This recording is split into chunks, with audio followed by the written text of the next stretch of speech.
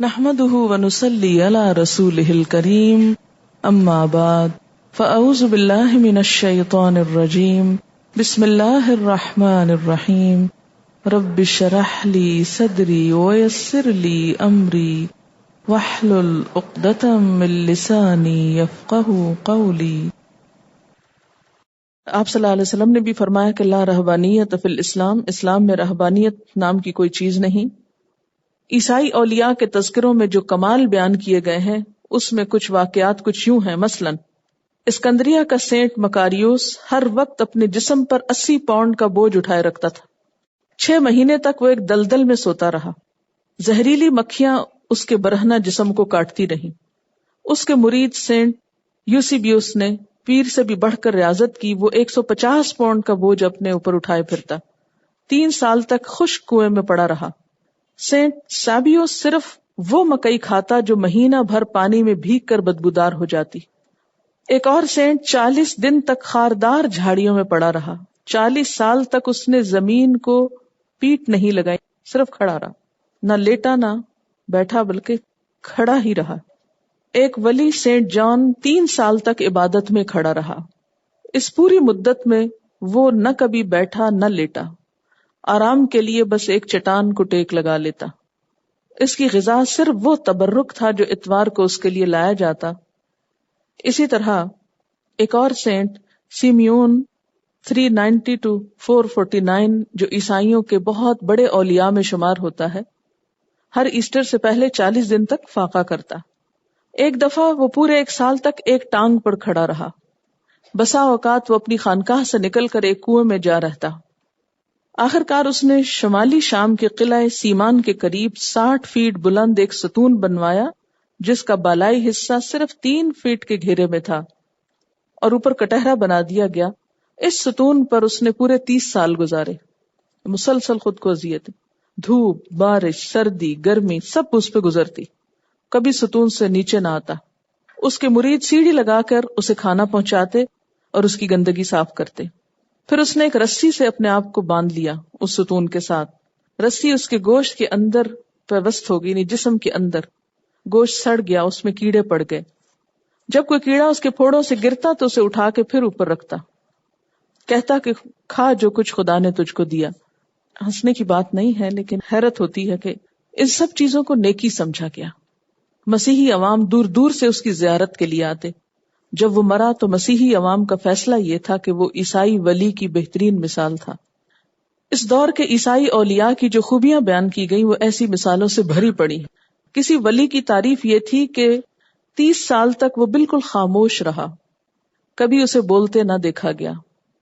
کسی نے اپنے آپ کو چٹان سے باندھ رکھا، کوئی جنگلوں میں مارا مارا پھرتا، گھاس کھا کے گزارا کرتا، کوئی بیڑیوں سے اپنے آپ کو باندھے رکھتا، یعنی خود کو رسیوں بیڑیوں سے باندھ دیتا۔ کچھ لوگ جانوروں کے بھٹوں یا خشک کنووں یا پرانی قبروں میں رہتے، کچھ لوگ ننگے رہتے، زمین پر رینگ کر چلتے۔ ایسے ہی ولیوں کی کرامات کے چرچے ہر طرف پھیل گئے۔ ان کے مرنے کے بعد ان کی ہڈیاں خانقاہوں میں محفوظ رکھی جاتی۔ مولانا مودودی لکھتے ہیں کہ میں نے خود کوہ سینا کے نیچے سینٹ کیتھرائن کی خانقاہ میں ایسی ہی ہڈیوں کی پوری لائبریری سجی ہوئی دیکھی ہے، جس میں کہیں اولیاء کی کھوپڑیاں کرینے سے رکھی ہوئی تھی، کہیں پاؤں کی ہڈیاں، کہیں ہاتھوں کی ہڈیاں۔ ایک ولی کا پورا ڈھانچہ شیشے کی الماری میں رکھا ہوا تھا، یعنی پوری لائبریری بنی ہوئی۔ ان کی دوسری خصوصیت یہ تھی کہ ہر وقت گندے رہتے تھے، صفائی سے بہت پرہیز کرتے۔ صرف یہ جاننے کی حد تک ہے کیونکہ ہمارے ہاں بھی یہ جراثیم آئے ہیں، ہم نے بھی نیک انہی لوگوں کو کہا جنہوں نے ایسے کام کیے۔ نہانا یا جسم کو پانی لگانا ان کے نزدیک سخت منع تھا۔ ان کے نزدیک یہ خدا پرستی کے خلاف بات تھی۔ جسم کی صفائی کو وہ روح کی نجاست سمجھتے۔ سینٹ اینتھونی کی خوبی یہ بیان کی جاتی کہ اس نے مرتے دم تک اپنے پاؤں کبھی نہ دھوئے۔ سینٹ ابراہم جب سے مسیحیت میں داخل ہوا پورے 50 سال اس نے نہ منہ دھویا نہ پاؤں دھوئے۔ ایک مشہور راہبہ کنواری سلویا نے عمر بھر اپنی انگلیوں کے سوا جسم کے کسی حصے کو پانی نہیں لگنے دیا۔ ایک کانوینٹ کی 130 راہبات کی تعریف میں لکھا گیا کہ انہوں نے اپنے پاؤں کبھی نہیں دھوئے، غسل کا نام سن کر ان کے بدن پہ لرزہ چڑھ جاتا۔ تیسری بات یہ کہ رہبانیت کی وجہ سے ازدواجی زندگی بالکل حرام کر دی گئی، شادی نہیں کرنی، نکاح کے رشتے کو کاٹ پھینکا گیا۔ پاکیزہ روحانی زندگی کا کمال یہ سمجھا جاتا کہ آدمی اپنے نفس کو بالکل مار دے اور اس میں جسمانی لذت کی کوئی خواہش تک باقی نہ چھوڑے۔ ان لوگوں کے نزدیک خواہش کو مارنا اس لیے ضروری تھا کہ اس سے حیوانیت کو تقویت پہنچتی۔ ان کے نزدیک لذت اور گناہ ایک ہی چیز تھے، یعنی کسی بھی چیز سے اٹریکٹ ہونا یا اس میں خوشی کا ملنا، یہ سب گناہ ہے۔ سینٹ باسل ہنسنے اور مسکرانے تک کو ممنوع قرار دیتا، یعنی عام روزمرہ زندگی میں انسانوں سے معاملہ کرتے ہوئے مسکرا نہیں سکتے، حالانکہ اللہ کے رسول صلی اللہ علیہ وسلم کا کیا سب سے زیادہ مسکرانے والے انسان تھے۔ راہب کے لیے ضروری تھا کہ وہ شادی کرنا تو درکنار عورت کی شکل تک نہ دیکھے، اگر شادی شدہ ہو اور راہب بننے کا خیال آ جائے تو بیوی کو چھوڑ کر نکل جائے۔ مردوں کی طرح عورتوں کے دل میں بھی یہ بات بٹھائی گئی کہ اگر وہ آسمانی بادشاہت میں داخل ہونا چاہتی ہیں تو ہمیشہ کنواری رہیں، شادی شدہ ہوں تو اپنے شوہروں کو چھوڑ دیں۔ سینٹ جیروم جیسا ممتاز مسیحی عالم کہتا ہے کہ عورت مسیح کی خاطر راہبہ بن کر ساری عمر کنواری رہے، وہ مسیح کی دلہن ہے۔ اس عورت کی ماں کو خدا یعنی مسیح کی ساس، mother in law of God ہونے کا شرف حاصل ہے۔ ایک اور مقام پر سینٹ جیروم کہتا ہے، عفت کی کلہاڑی سے ازدواجی تعلق کی لکڑی کو کاٹ پھینکنا سالک کا اول کام ہے۔ ان تعلیمات کی وجہ سے مذہبی جذبہ طاری ہونے کے بعد ایک مسیحی مرد یا ایک مسیحی عورت پر اس کا پہلا اثر یہ ہوتا کہ خوشگوار ازدواجی زندگی ہمیشہ کے لیے ختم ہو جاتی۔ چونکہ مسیحیت میں طلاق اور تفریق کا رستہ بند تھا، اس لیے نکاح کے رشتے میں ہوتے ہوئے میاں بیوی ایک دوسرے سے جدا رہتے، یعنی طلاق نہیں دے سکتے تھے، اور نہ وہ دوسرا پیئر جو ہے وہ کہیں اور شادی کر سکتا، کیونکہ طلاق تو ہی نہیں سکتی، اس لیے اگر ایک راہب بنا ہے تو دوسرے کو بھی سزا بھگتنا ہے۔ سینٹ نائلس 2 بچوں کا باپ تھا، جس پر رہبانیت کا دورہ پڑا تو اس کی بیوی روتی رہ گئی اور وہ اس سے الگ ہو گیا۔ سینٹ امون نے شادی کی، پہلی ہی رات اپنی دلہن کو ازدواجی تعلق کی نجاست پہ واز سنایا اور دونوں نے بالاتفاق طے کر لیا کہ جیتے جی ایک دوسرے سے الگ رہیں گے۔ سینٹ ابراہم شادی کی پہلی رات اپنی بیوی کو چھوڑ کر فرار ہو گیا۔ یہی کام سینٹ الیکس نے کیا۔ اسی طرح اور بہت سے اولیاء کے تذکرے اسی قسم کی باتوں سے بھرے ہوئے ہیں۔ چوتھی بات یہ کہ انسانی رشتے یعنی خاندانی رشتے بھی ختم کر دیے گئے۔ اسلام کتنا زیادہ صلہ رحمی کا حکم دیتا ہے، اور وہاں کیا تھا کہ ماں باپ بہن بھائی ان سب رشتوں کو بھی ختم کر دو۔ مسیحی ولیوں کی نگاہ میں بیٹے کے لیے ماں باپ کی محبت، بھائی کے لیے بھائی بہنوں کی محبت، باپ کے لیے اولاد کی محبت بھی ایک گناہ تھی۔ ان کے نزدیک روحانی ترقی کے لیے ناگزیر تھا کہ آدمی ان سارے تعلقات کو توڑ دے۔ مسیحی اولیاء کے تذکروں میں ایسے دلدوز واقعات ملتے ہیں جنہیں پڑھ کر انسان کے لیے ضبط مشکل ہو جاتا ہے۔ ایک راہب ایوا گریس نے سال ہر سال صحرا میں ریاضتیں کی۔ ایک روز یکایک اس کے پاس اس کی ماں اور اس کے باپ کے خط پہنچے جو سالوں سے اس کی جدائی میں تڑپ رہے تھے۔ اسے اندیشہ ہوا کہ خط پڑھ کر اس کے دل میں انسانی محبت کے جذبات نہ جاگ اٹھے۔ اس نے کھولے بغیر آگ میں جھونک دیے۔ ایک اور سینٹ کی ماں اور بہن بہت سے پادریوں کے سفارشی خطوط لے کر اس خانقاہ میں پہنچی جہاں وہ مقیم تھا، اور خواہش کی کہ وہ صرف ایک نظر بیٹے اور بھائی کو دیکھ لیں، مگر ان کے سامنے آنے سے اس نے انکار کر دیا۔ سینٹ مارکس کی ماں اس سے ملنے کے لیے اس کی خانقاہ میں گئی۔ خانقاہ کے ایبٹ کی خوش آمدید کر کے اس کو راضی کیا۔ وہ بیٹے کو ماں کے سامنے آنے کا حکم دے، مگر بیٹا کسی طرح ماں سے نہ ملنا چاہتا تھا۔ آخرکار اس نے شیخ کے حکم کی تعمیل اس طرح کی کہ بھیس بدل کر ماں کے سامنے گیا اور آنکھیں بند کر لیں۔ اس طرح نہ ماں نے بیٹے کو پہچانا، نہ بیٹے نے ماں کو۔ ایسے ہی بے شمار واقعات ہیں۔ مثلاً ایک اور ولی سینٹ پوئمن، اس کے 6 بھائی مصر کی ایک صحرائی خانقاہ میں رہتے۔ برسوں بعد ان کی بوڑھی ماں کو ان کا پتہ چل گیا۔ ان 6 بھائی تھے، 6 ہی گھر سے نکل گئے۔ ماں ان سے ملنے وہاں پہنچی، یعنی اس کو پتہ چل گیا کہ بیٹے کہاں ہیں، تو بیٹے ماں کو دور سے دیکھتے ہی اپنے حجرے میں چھپ گئے، دروازہ بند کر لیا۔ ماں باہر بیٹھ کر رونے لگی۔ اس نے چیخ چیخ کر کہا، میں اس بڑھاپے میں اتنی دور چل کر صرف تمہیں دیکھنے آئی ہوں، تمہارا کیا نقصان ہوگا اگر میں تمہاری شکل دیکھ لوں؟ کیا میں تمہاری ماں نہیں ہوں؟ مگر انہوں نے دروازہ نہ کھولا اور کہا کہ ہم تمہیں خدا کے ہاں ملیں گے۔ اسی طرح ایک اور سینٹ اسٹائلائٹس جو ماں باپ کو چھوڑ کر 27 سال غائب رہا، باپ اس کے غم میں مر گیا۔ ماں زندہ تھی، بیٹے کی ولایت کے چرچے جب دور نزدیک پھیلے تو اس کو پتہ چلا کہ وہ کہاں ہے۔ بیچاری اس سے ملنے کے لیے اس کی خانقاہ پہ پہنچی، مگر وہاں کسی عورت کو داخلے کی اجازت نہ تھی۔ اس نے لاکھ منت سماجت کی، بیٹا یا تو مجھے اندر بلا لے یا باہر نکل کے صورت دکھا دے، مگر اس نے صاف انکار کر دیا۔ 3 دن تک وہ خانقاہ کے دروازے پہ پڑی رہی، آخر وہیں لیٹ کر اس نے جان دے دی۔ جب ماں فوت ہو گئی تو ماں کی لاش پہ آنسو بہائے اور اس کے لیے مغفرت کی دعا کی۔ شاید یہی وجہ ہے کہ جہاں کہیں مسیحیت کو موقع ملا ہے پھر کسی قوم پر حملہ آور ہونے کا، تو انہوں نے بڑی بے دردی سے لوگوں کا قتل کیا۔ اسپین کے حالات آپ کو معلوم ہوئے ہوں گے، اس کے علاوہ بہت سی اور قوموں کے ساتھ بھی، کہ ان کے عام لوگوں کے اندر تو شفقت اور محبت پائی جاتی ہے، لیکن ان کے ہاں جو مذہبی طبقہ ہے یا جو دینی طبقہ ہے وہ انتہائی سنگ دل ہو گیا۔ اور یہی وجہ ہے کہ آج بھی اس مذہبی طبقے کے خلاف عوام کے اندر ایک نفرت پائی جاتی، یہ بڑے سخت ہوتے، سنگ دل ہوتے۔ ان چیزوں کے اثرات کچھ ہم مسلمانوں کے اندر آئے تو ہمارے ہاں بھی ایسی ہی چیزیں نظر آتی ہیں کہ ولی بننے کے لیے ایسے کام کرنا ضروری ہے۔ اگر ہمارے ہاں تذکرۃ الاولیاء کی کتابیں آپ اٹھا کے پڑھیں تو ان میں بھی اسی قسم کی باتیں لکھی ہوئی ہوں گی، کس طرح لوگوں نے شادی نہیں کی، گھر چھوڑ دیا، ماں باپ کو نہیں ملے اور خود کو طرح طرح کی اذیتیں دی۔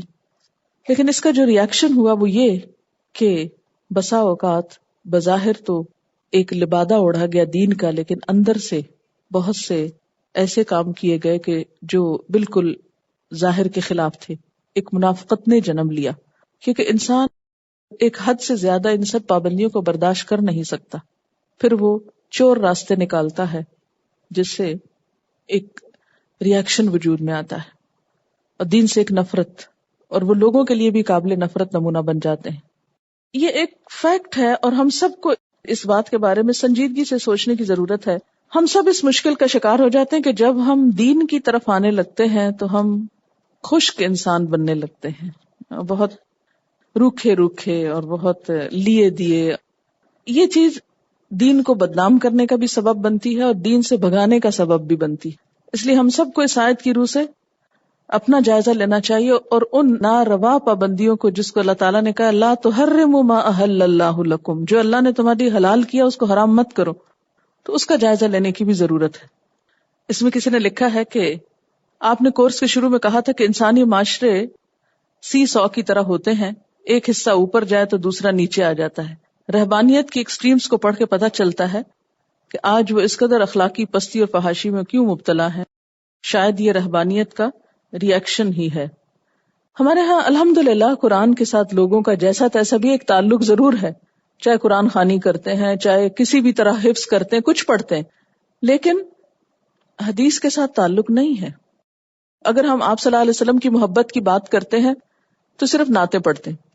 آج تک جتنی نعتیں آپ نے سنی ہیں اتنی حدیثیں بھی کسی مجلس میں بیٹھ کے سنی نہیں، سنی، رواج ہی نہیں ہے، سنت کو زندہ ہی نہیں کیا گیا، جس کی وجہ سے ہر ایک نے دین کی منمانی شکل بنا لی، خود انٹرپریٹ کیا اس کو، کسی نے سختی کی انتہا کر دی، کسی نے کسی طرح اس کو پیش کیا، کسی نے کسی طرح پیش کیا۔ جب وہ اصل نمونہ سامنے آتا ہے تو اسلام کے بارے میں جو ہمارا تصور ہے وہ یکایک بدلنے لگتا ہے۔ تو یہاں رہبانیت کی وجہ ایک یہ بتائی گئی تھی نا، کیونکہ ان کے پاس شریعت نہیں تھی، یعنی عیسائیوں کے پاس۔ حضرت عیسیٰ علیہ السلام کی اگر تعلیمات دیکھیں تو وہ بنیادی طور پر کیا ہیں؟ اخلاقی تعلیمات ہیں۔ اچھا، اخلاق پر آپ کی پیروی کی کرتے کرتے وہ اس کی انتہا کو جاتے جاتے کس کو ٹچ کر گئے؟ دنیا چھوڑ دو۔ اسے چھوڑ کر مزید کیا شیطان نے سجھائی کہ پھر اپنے آپ کو اذیت دو، اور اس طرح وہ دین کا ایک نیا ہی خود ساختہ نقشہ بن گیا جو اصل دین تھا ہی نہیں۔ ہم نے بھی کچھ ایسا ہی کیا ہے کہ ہم نے اللہ والے جب کہلانا چاہا تو خود ساختہ نقشے اس کے بنائے۔ اب دیکھیں نا، ایک چیز جو آپ نے دیکھی نہ ہو، اگر آپ سے کہا جائے اسے ڈرا کریں، نہیں کوئی بھی ایک چیز، تو تصور سے جس چیز کو آپ ڈرا کریں گے تو ہر ایک کی ڈرائنگ کیا ہوگی؟ مختلف ہوگی۔ اور جب آپ ماڈل سامنے دیکھ لیں گے پھر ڈرا کریں گے تو کتنا فرق ہوگا؟ 19-20 کا ہوگا نا، یا 18-20 کا ہوگا، 10-20 کا تو نہیں ہوتا نا۔ تو امیجنیشن سے ایک اسلام کی تصویر ہم نے بنائی ہوئی ہے اور ایک حقیقی ماڈل ہے، ان دو کی تصویر میں بہت بڑا فرق ہے۔ سچی بات ہے، میرے اپنے اندر جو ایک وسعت اور ٹالرنس اور وہ چیزیں آئی ہیں وہ پی ایچ ڈی کے بعد آئی ہیں، اس سے پہلے نہیں۔ اگر آپ میرا وہ پہلا روپ دیکھیں تو ڈر جائیں کہ میں خود کتنی شدید تھی دین میں، ہوتا نا، ایک تو ایج کا بھی فیکٹر ہوتا ہے کہ نیا نیا دین پڑھا، یہ نہیں ہونا چاہیے، وہ نہیں ہونا چاہیے، یہ صحیح نہیں، وہ صحیح نہیں. لیکن پتہ چلا کہ نہیں، اللہ کے رسول صلی اللہ علیہ وسلم نے اس طریقے سے کوئی دین نہیں پھیلایا، اور یہ دین سے لوگوں کو بھگانے کا کام ہے سارا. جس طریقے سے ہم جوش میں آ کر دین کی خیرخواہی اور وفاداری میں کرتے ہیں، الٹا نقصان دیتے ہیں. اچھا، ایک اور کمنٹ ہے رہبانیت کے بارے میں. رہبانیت کے لیے ایک بڑی خصوصیت تجرد کا مطلب ہوتا ہے شادی نہ کرنا، یہ قرار دی گئی. مردوں اور خواتین کے لیے مجرد رہنا عفت اور پاکیزگی کا سب سے بڑا معیار پایا. اس کے لیے اللہ تعالی کی طرف سے حلال تعلق کو بھی گناہ سمجھا گیا. اس انتہا کو اپنانے کے بعد اس کا حق ادا نہ کیا گیا، اور اس میں دوسری انتہا سامنے آئی جو مارچ کے بزنس ریکارڈر میں چھپی ہے. یعنی ایک دوسری انتہا جو ہے، یعنی آپ شادی نہ کریں، تعلق نہ رکھیں، مرد اور عورت قریب نہ جائیں. تو اب اس کا ریئیکشن کیا ہوا نا، تو یہ اس مارچ کا بزنس ریکارڈر ہے، اس میں یہ خبر ہے. اس مضمون کے مطابق پریسٹ اور مشنریز ننز کو سیکشل ریلیشنز پر مجبور کرتے ہیں، اور یہ واقعات اتنی بڑی تعداد میں سامنے آئے ہیں کہ ویٹیکن کو بھی یہ بات ماننی پڑی ہے. لیکن ویٹیکن اس کو چند ممالک تک محدود کر رہا ہے، مگر مشنری نیوز ایجنسی کے مطابق یہ واقعات کم و بیش 23 ممالک میں پیش آئے ہیں، جن میں امریکہ، برازیل، انڈیا وغیرہ شامل ہیں. اس سلسلے میں چرچ کا رویہ انتہائی منافقانہ ہے، اور انہوں نے اس بات کا اعتراف تو کیا ہے کہ ایسے واقعات پیش آ رہے ہیں، لیکن انہوں نے میڈیا پہ زور دیا کہ وہ اس طرح کے واقعات بیان کرتے وقت ان لوگوں کی نیک خدمات کو بھی یاد رکھیں. اب آپ خود سوچیں کہ ایک طرف کسی کا سکینڈل آپ لا رہے ہیں، دوسری طرف اس کی نیک خدمات، تو دین کا کون سا نمونہ سامنے آئے گا؟ قول اور فعل میں تضاد نہ، تو یہ تو اور منافقت کو جنم دینے والی بات ہے. ساتھ ہی انہوں نے اس بات کو ڈیفینڈ کرنے کی کوشش کی ہے کہ چونکہ کچھ ملکوں کے جغرافیائی، معاشی حالات انسانی ہمت اور حوصلے سے باہر ہیں، اس لیے ایسے حالات میں کام کرنے والے ہزاروں پریسٹ اور مشنریز بہت سے نفسیاتی مسائل کا شکار ہو جاتے ہیں، اور اس قسم کے منفی واقعات ان افراد کی اچھی خدمات کو مان نہیں کر سکتے، اور لوگوں کو ان کی مشکلات کا اندازہ کرنا چاہیے. مشنریز کی ایک سپیریئر مدر کے مطابق ویٹیکن نے اس سلسلے میں کوئی قدم نہیں اٹھایا. اس کے برعکس ایک سپیریئر مدر کے بشپ سے کئی مرتبہ ایسے واقعات کی شکایت کے نتیجے میں اسے کام سے فارغ کر دیا گیا. ویٹیکن نے اس معاملے میں جان بوجھ کر چشم پوشی اختیار کر رکھی ہے، جس سے یہ مسئلہ سنگین ہوتا جا رہا ہے. اس کا حل یہ نہیں کہ میڈیا یہ نہ بتائے یا وہ نہ، فحاشی کی خبریں تو ویسے ہی نہیں آنی چاہیے. اسلامی اعتبار سے تو کوئی بھی سکینڈل کسی کا سامنے نہیں آنا چاہیے، لیکن اس کا حل یہ ہے کہ انسانوں کو فطرت کی طرف لوٹانا چاہیے. ان کو شادی کی اجازت ہونی چاہیے، مذہب کے نام پر ان کا استحصال نہیں ہونا چاہیے. اور اس میں آپ دیکھیں کہ بنیادی طور پر یہ ان کے مذہب کو پھیلانے کی ریکوائرمنٹ بھی تو ہے نا، کیونکہ شادی کے جنجال میں پھنس کر انسان کے قدم رک جاتے ہیں، بہت سی چیزیں سوچنی پڑتی. جب ان کی اور ذمہ داری کوئی نہیں ہوتی تو پھر وہ چاہے افریقہ کے جنگلوں میں گھومے یا کہیں اور، صرف اپنی ہی ذات کی فکر ہے. جب انسان کے بچے ہوتے ہیں تو بہت کچھ سوچ کر انسان پھر آگے بڑھتا ہے. تو ایسے میں دین اسلام نے جس چیز کو عبادت قرار دی، اسلام میں شادی ہمارے ہاں کیا ہے؟ عبادت ہے. اور اس سے نفرت جو ہے وہ آپ صلی اللہ علیہ وسلم کی سنت سے منہ موڑنا. آپ نے فرمایا جو میری سنت سے منہ موڑے اس کا مجھ سے کوئی تعلق نہیں. لیکن شیطان ہمیں اقرار ہی تو نہیں کرنے دیتا نا، سب سے مشکل تو یہ ہے. یہ اپنا کوئی واقعہ بتا رہی ہیں کہ یہ کسی مشنری اسکول میں گئی ہیں اور انہوں نے کہا کہ میں بچیوں کو کچھ اسلام کے بارے میں بتانا چاہتی ہوں. تو انہوں نے کہا کہ یو ڈریس اپ لائک اس، کہ ہماری طرح آپ پہنتی ہیں. حالانکہ یہ مثال تو کسی اور کی ہونی چاہیے تھی. بہرحال پھر انہیں پتہ چلا کہ شادی کی ہے، بچے ہیں، اور پھر پڑھنے بھی جا رہی ہیں. تو یہ چیز ان کے لیے ایک انبلیویبل تھی کہ یہ سب کچھ اکٹھا کیسے ہو سکتا ہے. اور یہ حقیقت ہے کہ یہ بڑا جہاد ہے نا، کہ آپ دنیا میں ہوتے ہوئے پھر اللہ کی طرف لوٹیں. اگر آپ سارا دن مسجد میں بیٹھے رہیں تو کیا مشکل ہے، لیکن گھر میں پھر نماز کے لیے نکلیں تھی 5 وقت کا جہاد ہے. اس میں انہوں نے بہترین مثال دی رہبانیت کی، کہ رہبانیت کا آغاز کس لیے ہوا تھا؟ نیک نیتی سے ہوا تھا نا. کیا نیت تھی ان کی؟ الا ابتغاء رضوان اللہ، اللہ کی رضا چاہنے کے لیے رہبانیت اختیار کی تھی. لیکن چونکہ طریقہ کار درست نہ تھا، لہذا اچھی نیت ہونے کے باوجود بھی وہ دین کے لیے نقصان دہ ہوئی چیز. تو جب بھی ہم دین میں خود ساختہ طریقے ایجاد کریں گے، من گھڑت باتیں ڈال دیں گے، چاہے اچھی نیت سے ہی، اور صحیح طریقہ کار نہ پتا ہوگا تو اسپائل کر دیں گے. بالکل ایسے ہی جیسے ایک شخص بہت اچھی نیت کے ساتھ کوئی کھانا پکانے کھڑا ہو لیکن اس کو پکانا نہیں آتا، نتیجہ کیا نکلتا ہے؟ بگاڑ دے گا اس کو. تو اس سے کیا پتا چلتا ہے کہ کسی بھی کام میں محض اچھی نیت کافی نہیں. مجھے تو ہمیشہ سے ایک خاص قسم کا ریئیکشن رہا ہے جب بھی کسی شخصیت کو بہت بڑھا چڑھا کے پیش کیا گیا، بہت عجیب و غریب قصے سنائے گئے، تو میں تو ایک ڈپریشن کا شکار ہو جاتی ہوں کہ ہم نہیں یہ بن سکتے، نہ ہم سے یہ ہوتا ہے. یعنی ایسا دین پڑھ کے دل کو گھبراہٹ شروع ہو جاتی.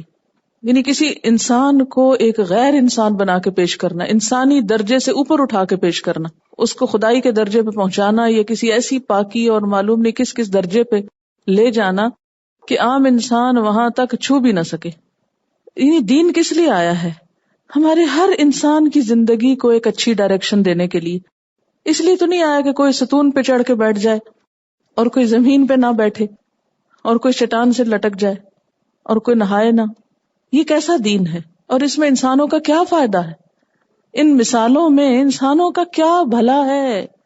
یہ کہ وہ چند ٹوٹکے کر کے تو پھر ان کو کرشمے دکھائیں، اور یعنی کچھ لوگوں کو عام انسانوں کی سطح سے اوپر اٹھا کے نعوذ باللہ ان کو بھی خدا بنا کے بٹھا دیا جائے، ان کی پوجا ہو اور ان کے بت بنا کے ان کے آگے ہاتھ جوڑے جائیں.